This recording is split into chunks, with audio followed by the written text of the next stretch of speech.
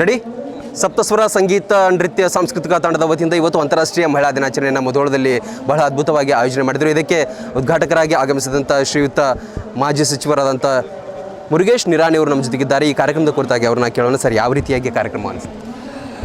ಕರ್ನಾಟಕದಲ್ಲಿ ತನ್ನದೇ ಆಗಿರುವಂಥ ಹೆಸರು ಮಾಡಿರುವಂಥ ರನ್ನನಗರ ಮುಧೋಳದಲ್ಲಿ ಕಳೆದ 22 ವರ್ಷಗಳಿಂದ ಇವತ್ತು ಸಪ್ತಸ್ವರದ ಸಹೋದರಿಯರು ಎಲ್ಲ ಸೇರಿ ಅಂತಾರಾಷ್ಟ್ರೀಯ ಮಟ್ಟದ ಮಹಿಳಾ ದಿನಾಚರಣೆಯನ್ನು ಅತ್ಯಂತ ಸಂಭ್ರಮದಿಂದ ಎಲ್ಲ ಕ್ರೀಮ್ ಆಫ್ ದ ತಾಲೂಕು ಎಲ್ಲರೂ ಸೇರಿ ಜಾತ್ಯತೀತವಾಗಿ ಪಕ್ಷಾತೀತವಾಗಿ ಎಲ್ಲರೂ ಒಂದೇ ವೇದಿಕೆ ಮೇಲೆ ಹಂಚ್ಕೊಂಡು ಬೇರೆ ಬೇರೆ ನಮ್ಮ ಕರ್ನಾಟಕ ರಾಜ್ಯ ಬೇರೆ ಬೇರೆ ರಾಜ್ಯಗಳಿಂದಲೂ ಸಹಿತ ಈ ನೃತ್ಯಗಾರ್ತಿಯರನ್ನು ಕಲಾವಿದರನ್ನು ಕರೆಸಿ ಅದ್ಭುತವಾಗಿರುವಂಥ ಕಾರ್ಯಕ್ರಮ ಕೊಟ್ಟಿದ್ದರ ಸಲುವಾಗಿ ನಾನು ಎಲ್ಲ ಈ ಸಂಘಟಕರಿಗೆ ಅಭಿನಂದನೆಗಳನ್ನು ನಾನು ಸಲ್ಲಿಸ್ತಾ ಇದ್ದೇನೆ.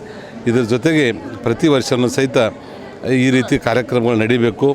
ಅದೇ ಅಲ್ಲದೆ ಕಳೆದ 1975 ಇವತ್ತು ಮಾರ್ಚ್ 8ನೇ ತಾರೀಕಿನಿಂದ ಈ ಮಹಿಳಾ ದಿನಾಚರಣೆ ಅಂತಾರಾಷ್ಟ್ರೀಯ ಮಟ್ಟದಲ್ಲಿ ಪ್ರಾರಂಭ ಆಯಿತು.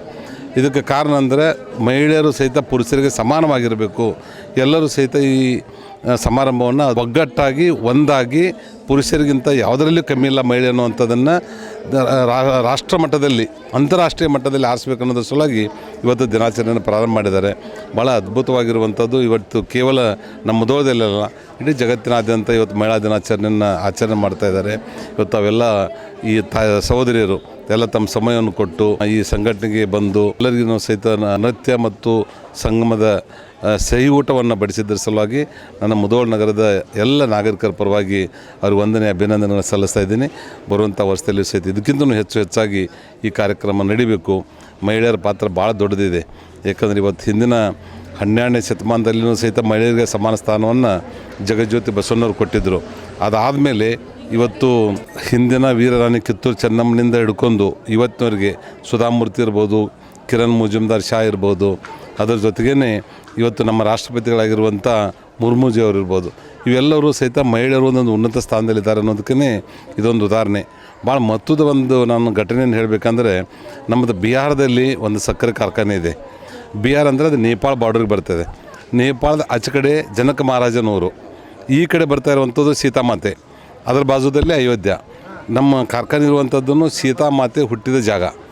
ಆ ಜಾಗದಲ್ಲಿ ಮಹಿಳೆಯರಿಗೆ ಯಾವ ಥರ ಸ್ಥಾನ ಇತ್ತಂದರೆ, ಪ್ರಭು ಶ್ರೀರಾಮಚಂದ್ರ ಸೀತಾಮಾತೆಯನ್ನು ಕನ್ಯಾ ರೂಪದವಾಗಿ ಅವ್ರ ಮನೆ ತುಂಬಿಸ್ಕೊಳ್ಳೋಂಥ ಸಂದರ್ಭದಲ್ಲಿ ಈ ಭರತ ಮಹಾರಾಜ ತಮ್ಮೆಲ್ಲ ಸಹೋದರನ ಕರ್ಕೊಂಡು ಜನಕ ಮಹಾರಾಜರ ಕಡೆ ಹೋಗ್ತಾರೆ. ಅವಾಗೆಲ್ಲ ಅತ್ಯಂತ ಸಂಭ್ರಮದಿಂದ ಅಲ್ಲಿ ಹೋದಾಗ ಜನಕ ಮಹಾರಾಜರು ಸ್ವಾಗತ ಮಾಡ್ತಿರ್ತಾರೆ. ಸ್ವಾಗತ ಮಾಡಾಗ ದಶರಥ ಮಹಾರಾಜ ಅವ್ರು ಕಾಲು ಬಿಟ್ಟು ನಮಸ್ಕಾರ ಮಾಡ್ತಾರೆ. ಅವಾಗ ಅವ್ರಿಗೆ ಭಾಳ ಶಾಕ್ ಆಗುತ್ತೆ. ಏನಪ್ಪ, ನೀವು ಮಹಾರಾಜ, ನೀವು ವರನ ಕಡೆಯವ, ಆದರೆ ನಾನು ಕನ್ಯೆ ಕೊಡುವಂಥವನು, ನಾನು ನಿಮಗೆ ಇದು ಮಾಡಬೇಕೇ ಹೊರತು ನೀವು ಮಾಡುವಂಥದ್ದು ಅಲ್ಲ ಅನ್ನುವಂಥದ್ದನ್ನು ಆ ಸಂದರ್ಭದಲ್ಲಿ ಅವ್ರು ಹೇಳ್ತಾರೆ.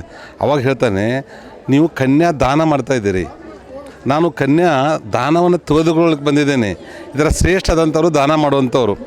ಅದಕ್ಕೆ ನೀನು ಸೀತಾಮಾತೆಯನ್ನು ದಾನ ಮಾಡೋದ್ರಿಂದ ಅದಕ್ಕೆ ನಿಮ್ಮ ಆ ತ್ಯಾಗಕ್ಕೆ ನಾನು ನಿಮ್ಮ ಕಾಲು ಮುಟ್ಟಿ ನಮಸ್ಕಾರ ಮಾಡಿದ್ದೇನೆ ಅಂದಾಗ ಆ ಜನಕ ಮಹಾರಾಜರಿಗೆ ಗಂಗಾ ನದಿ ಅಂದರೆ ನೇಪಾಳ ಮತ್ತು ಬಿಹಾರ್ಗೆ ಮಧ್ಯದಲ್ಲೇ ಗಂಗಾ ಮಾತೆ ಹರಿತದೆ. ಗಂಗಾ ಮಾತೆ ಎತ್ತರದಿಂದ ಈ ಕಡೆ ಬಂದಾಗ ಅವ್ರಿಗೆ ಏನು ಅನ್ನಿಸ್ತದೆ ಅಂತ ಹೇಳ್ತಾರೆ, ಗಂಗಾ ನದಿನೇ ವಿರೋಧ ದಿಕ್ಕದಲ್ಲಿ ಚಲನೆ ಮಾಡ್ತಾಯಿದ್ದೇನೋ ಅನ್ನೋಂಥ ಮಟ್ಟಿಗೆ ಅವರು ಅದನ್ನು ವ್ಯಕ್ತಪಡಿಸ್ತಾರೆ. ಅಂದರೆ ಆವಾಗ ಸ್ತ್ರೀಯರಿಗೆ ಎಷ್ಟು ಮಹತ್ವ ಇತ್ತು ಅನ್ನೋಂಥದ್ದು ಇವತ್ತು ನಿನ್ನಿದಲ್ಲ. 12ನೇ ಶತಮಾನಕ್ಕಿಂತಲೂ ಪೂರ್ವದಲ್ಲಿರುವಂಥ ದಶರಥ ಮಹಾರಾಜರು ಮತ್ತು ಜನಕ ಮಹಾರಾಜರು ಅವತ್ತಿನೇ ಮಹಿಳೆಯರ ಬಗ್ಗೆ ಅಷ್ಟೊಂದು ದೊಡ್ಡದಾಗಿ ಹೇಳಿದ್ದಾರೆ. ಒಂದೊಂದು ಪುರುಷರಿಗೆ ಒಂದೊಂದು ಹೆಸರು ಜೊತೆಗೇ ಈಕ್ವಲ್ ಆಗಿಯೇ ಒಂದು ಸಾವಿರಾರು ಉದಾಹರಣೆಯನ್ನು ಹೇಳ್ಬೋದು. ಈಗ ರಾಮ ಅಂದ ತಕ್ಷಣ ಸೀತಾ ಇರ್ಬೋದು, ಈ ರೀತಿ ಬೇರೆ ಬೇರೆದವ್ರದ್ದು ಒಂದು ದೊಡ್ಡ ಲಿಸ್ಟನ್ನೇ ತಮಗೆ ಮುಂದೆ ಹೇಳಿಬಿಡ್ಬೋದು. ಈ ರೀತಿ ಎಲ್ಲ ಇದ್ದಾಗ ಮಹಿಳೆಯರಿಗೆ ಒಂದು ದೊಡ್ಡ ಸ್ಥಾನ ಇದೆ. ಇವತ್ತು ಮೊದಲೇನು ಕುಡುಗೋಲು ಹಿಡಿಯುವಂಥ ಕೈಗಳು ಇವತ್ತು ಕಂಪ್ಯೂಟರ್ ಯುಗದಲ್ಲಿ ಅವರು ಸಹಿತ ಅಂತರಾಕ್ಷಿ ಮಟ್ಟದಲ್ಲಿ ಹೋಗಿ ಬಂದಿರುವಂಥದ್ದು ಅವ್ರ ಸಾಧನೆ ಅಂತ ಹೇಳ್ಬೋದು. ಅವರು ಸಾಕಷ್ಟು ಬೇರೆ ಬೇರೆ ಜಾಗದಲ್ಲಿ ಪುರುಷರನ್ನು ಹಿಂದಿಕ್ಕಿ ಅವ್ರು ಮಾಡುವಂಥ ಕೆಲಸಗಳನ್ನು ಮಾಡಿದ್ದಾರೆ. ಅದಕ್ಕೆ ನಾವು ಪುರುಷರಾಗಿರುವಂಥವ್ರಿಗೆ ಅಭಿನಂದನೆ ಸಲ್ಲಿಸಬೇಕು. ಅವ್ರು ಕೇವಲ ಅಡುಗೆ ಮನೆಗೆ ಸೀಮಿತ ಆಗಿರಲಾರ್ದೇ ಇವತ್ತು ದೊಡ್ಡ ಪ್ರಮಾಣದಲ್ಲಿ ಬಂದಿದ್ದಾರೆ. ಇವತ್ತು ಸಹೋದರಿಯರು ಏನು ಇವತ್ತು ಕೆಲಸ ಮಾಡಿದ್ದಾರೆ ಒಂದೇ ಹೇಳ್ತೇನೆ, ಅವ್ರು ಯಾವತ್ತೂ ಅವ್ರ ಗಂಡನ ಕಡೆಯಿಂದ ದುಡ್ಡು ತೊಗೊಂಡು ಇರುವಂಥದ್ದು ಆಗಬಾರ್ದು. ಅವ್ರ ಗಂಡಂದಿರಿಗೇ ಇವರೇ ದುಡ್ಡು ಕೊಟ್ಟು ಮನೆತನ ನಡೆಸುವಂಥವ್ರು ನಮ್ಮ ಮಹಿಳೆಯರು ಆಗಬೇಕು ಮುಂದೆ ಬರುವಂಥ ದಿವಸದಲ್ಲಿ ಅಂತ ಒಂದು ಶುಭ ಹಾರೈಸಿ ಈ ಕಾರ್ಯಕ್ರಮ ಯಶಸ್ವಿಯಾಗಿ ನಡೆಯಲಿ. ಬರುವಂಥ ಮುಂದಿನ ವರ್ಷ ಇನ್ನೂ ಇದಕ್ಕಿಂತ ಹೆಚ್ಚು ಚೆನ್ನಾಗಿ ಆಗಲಿಕ್ಕೆ ಶುಭ ಹಾರೈಸ್ತೇನೆ. ಎಸ್, ಅಂತಾರಾಷ್ಟ್ರೀಯ ಮಹಿಳಾ ದಿನಾಚರಣೆಯ ಕುರಿತಾಗಿ ಬಹಳಷ್ಟು ಇತಿಹಾಸವನ್ನೇ ಬಿಚ್ಚಿಟ್ಟಂಥ ಶ್ರೀಯುತ ಮುರುಗೇಶ್ ನರಾವರಿಗೆ ಧನ್ಯವಾದಗಳು. ಇದಿಷ್ಟು ಅವರ ಮಾತಾಗಿತ್ತು. ಕ್ಯಾಮ್ರಾ ಪರ್ಸನ್ ಪ್ರಜ್ವಲ್ ಜೊತೆ ಮಹಾಂತೇಶ್ ಹಿರೇಮಠ, ರಾನ್ ಟಿವಿ ನ್ಯೂಸ್, ಮುಧೋಳ. ಬಾಗಲಕೋಟ್ ಜಿಲ್ಲೆಯ ಬೀಳಗಿ ತಾಲೂಕಿನ ಬಾಡಗಂಡಿ ಎಂಬ ಪುಟ್ಟ ಗ್ರಾಮದಲ್ಲಿ ಆರಂಭಗೊಂಡ ಎಸ್ಆರ್ ಪಾಟೀಲ್ ಶಿಕ್ಷಣ ಸಂಸ್ಥೆ ಇಂದು ನರ್ಸರಿಯಿಂದ PUC, BSc nursing, BSc allied courses, BAMS Ayurvedic, MBBS ಒಳಗೊಂಡು ಹೆಮ್ಮರವಾಗಿ ಬೆಳೆದಿದೆ. ಪಿಯುಸಿ ವಿಜ್ಞಾನ ವಿಭಾಗದಲ್ಲಿ ಸತತ 2 ಬಾರಿ ಜಿಲ್ಲೆಗೆ ಹಾಗೂ 4 ಬಾರಿ ತಾಲೂಕಿಗೆ ಪ್ರಥಮ ತಂದುಕೊಟ್ಟ ಹಿರಿಮೆ. NEET, JEE, KCET, banking, CA foundation ಕೋರ್ಸ್ಗಳಿಗೆ ವಿಶೇಷ ತರಬೇತಿ ಒಂದೇ ಸೂರಿನಡಿ ಲಭ್ಯ. ಉತ್ತಮ ಹಾಸ್ಟೆಲ್, ಗುಣಮಟ್ಟದ ಊಟ ಉಪಹಾರ, ಮಕ್ಕಳ ಸರ್ವತೋಮುಖ ಅಭಿವೃದ್ಧಿಗಾಗಿ swimming pool, indoor outdoor stadium, gym, music class, ಚಿತ್ರಕಲಾ ತರಬೇತಿ ಸೇರಿದಂತೆ ಅನೇಕ ಸೌಲಭ್ಯಗಳಿವೆ. ನುರಿತ ಬೋಧಕರು, ಲ್ಯಾಬೊರೇಟರಿ, ಶಾಲಾ ವಾಹನ, ಸುರಕ್ಷತಾ ದೃಷ್ಟಿಯಿಂದ ಸೆಕ್ಯೂರಿಟಿ, ಸಿಸಿಟಿವಿ ಅಳವಡಿಸಲಾಗಿದೆ. ಹಚ್ಚ ಹಸಿರಿನಿಂದ ಕಂಗೊಳಿಸುವ ಕ್ಯಾಂಪಸ್ ವಿದ್ಯಾರ್ಥಿಗಳ ಮನಸ್ಸಿಗೆ ಮುದ ನೀಡುತ್ತೆ. ಅತ್ಯುತ್ತಮ ಶಿಕ್ಷಣಕ್ಕಾಗಿ ಇಂದೇ ಸಂಪರ್ಕಿಸಿ ಬಾಪೂಜೆ ವಿದ್ಯಾಸಂಸ್ಥೆ.